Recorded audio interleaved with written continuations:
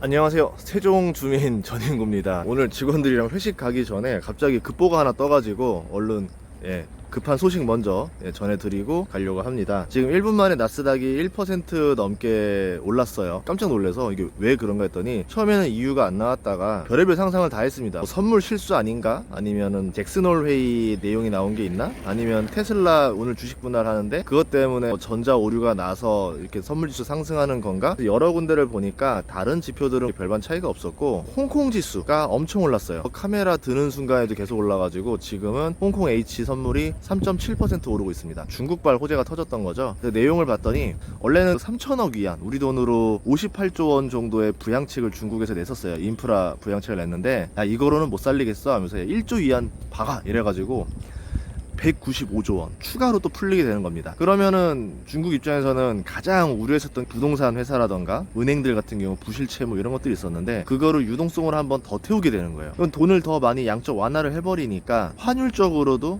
치솟습니다. 그럼 물가 문제가 될 건데 물가보다 성장을 택했다라고 볼 수 있겠죠. 그러면 이 물가는 또 어떻게 잡을지 정책으로 잡을 건지 아니면은 뭐 다른 방식으로 잡을 건지 봐야 될 것 같아요. 그런 것들을 봤을 때는 중국이 성장을 지금 방점을 찍었다라는 점에서 굉장히 의미가 있는 것 같습니다. 그런 점들 때문에 다른 나라들도 1% 정도의 상승세를 보여줬고 유럽이라던가 미국도 한 1%, 우리나라 같은 경우는 좀 더 많이 올랐어요. 코스닥 같은 경우는 1.78% 정도 오르면서 중국 상승에 가장 수혜를 많이 받은 상태였습니다. 오전부터 좀 많이 오르길래 왜 그런가 했더니 결국은 이렇게 뉴스가 나중에 나오는 거였었죠. 이런 것들을 봤을 때 중국 관련주들이 수혜를 보지 않을까 생각을 하고 있어요. 우선은 제일 먼저 인프라 투자다 보니까 19개의 법안이라고 하는데 그 세부적인 내용들은 나중에 더 나오면은 추가적으로 보도록 할 건데 기본은 건설이겠죠. 인프라라는 거는 뭐 일자리를 만들겠다는 거예요. 그러면 중국에서 19개 법안에서 해당되는 것들이 일자리 양성이라던가 친환경이라던가 4차 산업에 가까운 것들이 나올 겁니다. 그럼 제일 수혜를 보는 건 부동산 업체들, 개발업체들, 아무래도 부동산 관련 공사가 늘어나겠죠. 예를 들어 태양광을 하든 뭘 하든 간에 우선 도로를 깔고 뭐 도시를 짓고 공장을 짓고 해야 되니까 건설업체들이 좋을 거고 돈을 이제 1조 위안 이상 더 풀어버렸으니까 시중에 돈이 많이 풀리게 돼요. 이런 경우에는 부채, 부실 위험들이 잠깐 가라앉게 됩니다. 부실이 사라지는 게 아니라 잠시 수그러드는 거죠. 나중에 더 큰 화가 될 수도 있긴 하겠지만 우선 시장에서는 이 정도면 됐어 라고 생각을 하는 것 같습니다. 그리고 태양광,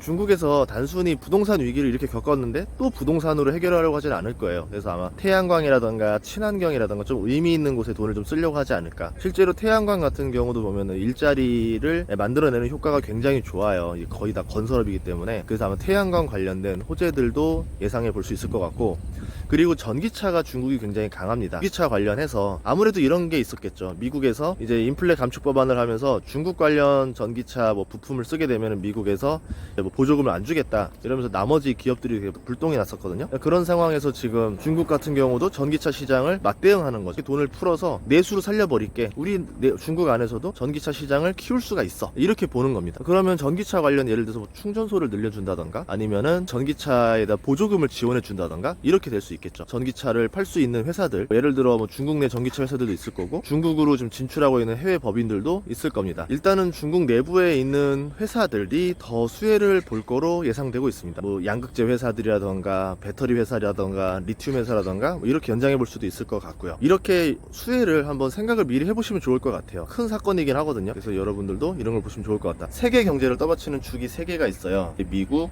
유럽, 중국입니다. 미국 같은 경우는 좀 경제가 나쁘진 않아요, 아직까지는. 그리고 중국이 이번에 부양책을 내게 되면은 경제가 좋아지게 될 겁니다. 지금보다는. 아주 좋다 말하는 건 아니에요. 지금 경제 성장률을 3% 정도로 보고 있는데 원래는 7% 정도는 나와줘야 되거든요. 중국의 경제 성장률이 한 2019년, 18년부터 많이 떨어지긴 했어요. 지금 더 나쁘게 보는 데는 2.8%까지 보고 있거든요. 뭐 그런 것들을 봤을 때 이번 부양책이 경제 성장률을 3%에서 4% 정도로 끌어올릴 수 있지 않을까. 1%만 올라가도 세계 경제 여러 나라들이 수혜를 보는데 대표적으로 우리나라도 수혜를 굉장히 크게 봅니다. 중국과 미국이 괜찮다라고 하면은 유럽도 지금 경기가 굉장히 안 좋은 상태인데 유럽의 경제도 수동적으로도 끌어올릴 수 있다라는 거죠. 그렇게 되면 미국 승, 중국 승, 뭐 유럽 무 이런 식으로 되면서 세계 경제 3대 축이 살아나게 되는 계기가 되지 않을까라고 보는 거고, 하지만 뭐 상승세가 딱 제한적이에요. 하지만 상승세가 1%에서 더 이상 넘어가진 않았습니다, 나스닥 기준으로. 그 이유는 뭐냐면 아직 악재들이 많이 있고 잭슨홀 미팅도 있고 미시간 인플레 5년 기대도 봐야 되고 아직 우리가 불안해하는 요소들은 남아있는 상태에서 중국 호재만 나온 거기 때문에 이거 하나가 모든 증시를 살려낼 수 있다, 이렇게 볼 수는 없다라는 거죠. 그리고 오늘 밤 10시에는 잭슨홀 미팅이 시작이 되고, 그리고 내일 밤 11시에는 미시간 인플레 5년 기대 지수가 나오면서 이제 인플레에 대한 수치들이 조금씩 나올 것 같아요. 이번 주 목요일 그리고 금요일 날 미국장을 잘 보시면은 좋을 것 같습니다. 그래도 간만에 좀 상승하는 이 모멘텀이 하나 나와가지고 기쁜 마음에 급하게 영상을 찍었습니다. 저는 그러면은 직원들과 회식을 하러 가도록 하겠습니다. 고맙습니다.